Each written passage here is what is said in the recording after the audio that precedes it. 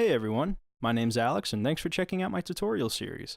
In this video segment, I'll be discussing song structure and how to assemble our example instrumental from what we've created so far. If you'd like to read more on song structure and variation in hip-hop music, please feel free to check out the link I posted in the description below this video. It'll take you to my blog section of my website, where I talk more in depth about some of my favorite hip-hop beats and how they're structured. Now, let's get to assembling our beat. I'd like to first preface this tutorial by talking a little bit about song structure. I have an image here I'd like to share with you. This is a diagram of the typical song structure of a pop song. If you take a look, the most common parts of the song are the verse and the chorus. This translates to almost all hip-hop music you hear today in one way or another. While all songs don't conform exactly to this diagram, it's a great resource when you're writing your own music. You can find this and more information about song structure on my website. Now, with this diagram in mind, I'm going to base my example instrumental around this structure. In our beat currently, we have two 4-bar loops that we've created for the verse and the chorus. The first thing I'm going to do is highlight my chorus section and move it over to bar 17, or 4 bars away from the verse section. Now we have some empty space to work with before we get to the chorus.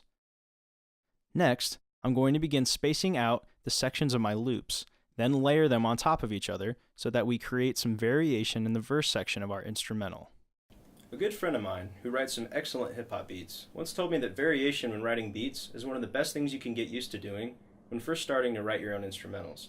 Using variation in your music keeps the listener interested throughout the entire beat, and also keeps them from getting bored by hearing the same thing over and over again. When writing your own beats, try and incorporate as much variation as you can. Bring drums in and out of the instrumental to really try and mix things up. The next thing I'm going to do is slide my kick and hats loop over to bar 9 and the snare to bar 5. This way, all of my loops don't just play on repeat throughout the entire verse. Now, hover over the edge of the chords loop until a repeat sign appears. This tool allows us to repeat a loop without having to copy and paste it over and over again a certain number of bars. I'm going to move it all the way to our chorus section. Repeat this step for our clap as well. Now, do the same for the remaining kick, snare, and hats tracks. Let's go ahead and take a listen now to what that sounds like.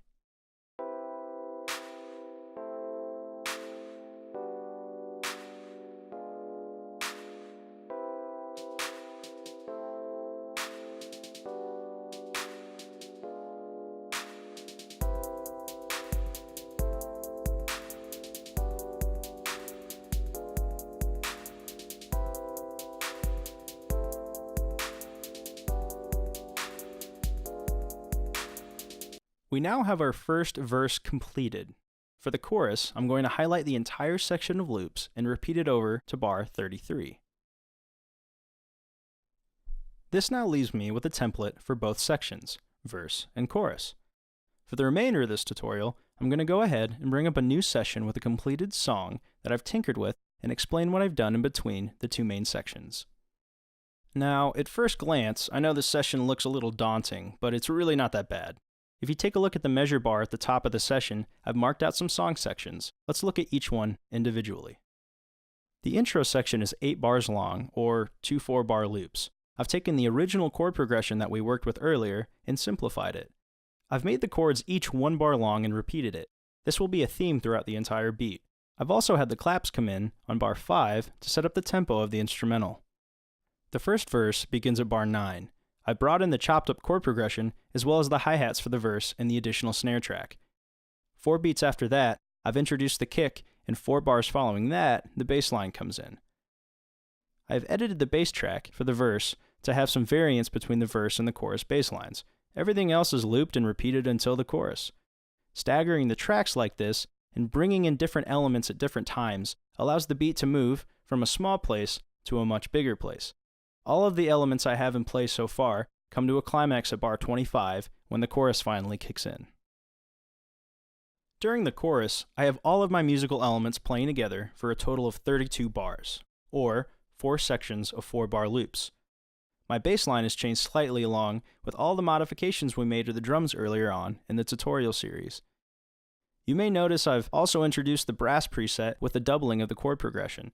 This, along with my hook playing over everything else, gives the chorus a much fuller feel and allows the listener to distinguish it from the verse. After the first chorus, I've given an example of what a post-chorus or pre-verse might look like. It lasts only 8 bars and reintroduces the block chord progression I used during the intro.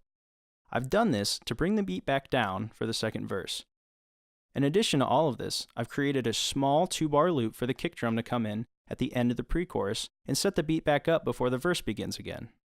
My second verse does not contain much variation, but since the beat is in full swing, I figured it was a good time to have all of my verse elements from before playing through together. The second chorus plays the same as the first, and for the outro at the end. I've simply brought back the block chords from the intro and included the hook to play over from the bar line for a single bar. The beat finally fades out and the song is ended. That essentially completes the beat making process. To review, we began with our blank session and made some adjustments. Created our drums, chord progression, bass line, and hook, then assembled them all together to fit a standard song structure. I hope these videos have been helpful for those who want to write hip-hop music, but didn't quite know where to start.